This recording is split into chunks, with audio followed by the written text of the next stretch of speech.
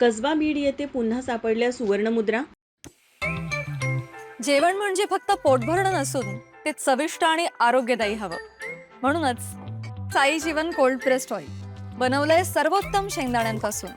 ना केमिकल्स ना उष्णता, झिरो कोलेस्ट्रॉल आणि ट्रान्सफॅट फ्री. प्रत्येक थेंबात शुद्धता, चव आणि आरोग्य. म्हणजेच तुमच्या हृदयासाठी आणि कुटुंबाच्या आरोग्यासाठी उत्तम. आजच साई जीवन निवडा, कारण आरोग्याला शॉर्टकट नसतो.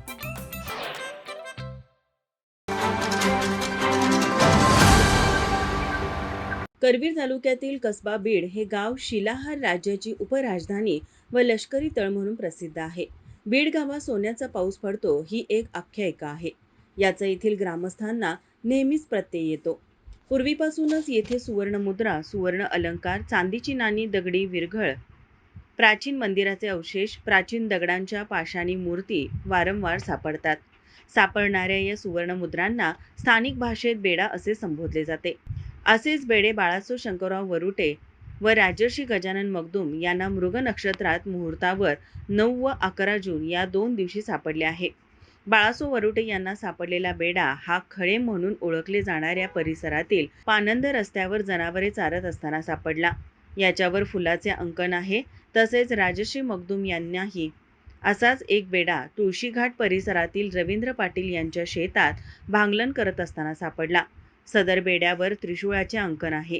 यावेळी यंग ब्रिगेड सुवर्ण राजधानी संघटनेचे सूरज तिबिले म्हणाले, आपण सध्या आहोत ते एक विरगांचा कारखाना, सोन्याचा पाऊस पडणारं गाव म्हणून ओळखलं जाणारं कसबा बीड या ठिकाणी. कसबा बीड गावामध्ये या मागील काही वर्षापासून सातत्याने सोने सापडण्याचा प्रकार घडलेला आहे. यावरूनच या गावात सोन्याचा पाऊस पडतोय काय अशी आख्यायिका प्रसिद्ध आहे.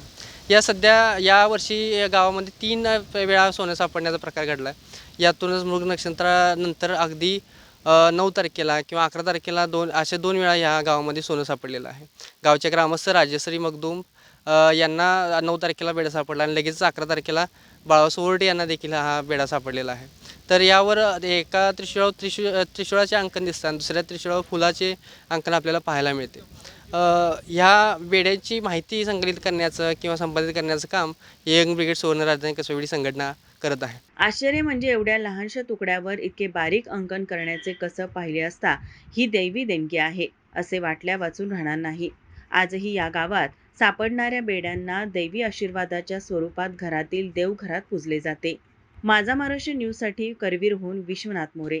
ताज्या घडामोडी पाहण्यासाठी माझा महाराष्ट्र न्यूजला आजच सबस्क्राईब करा.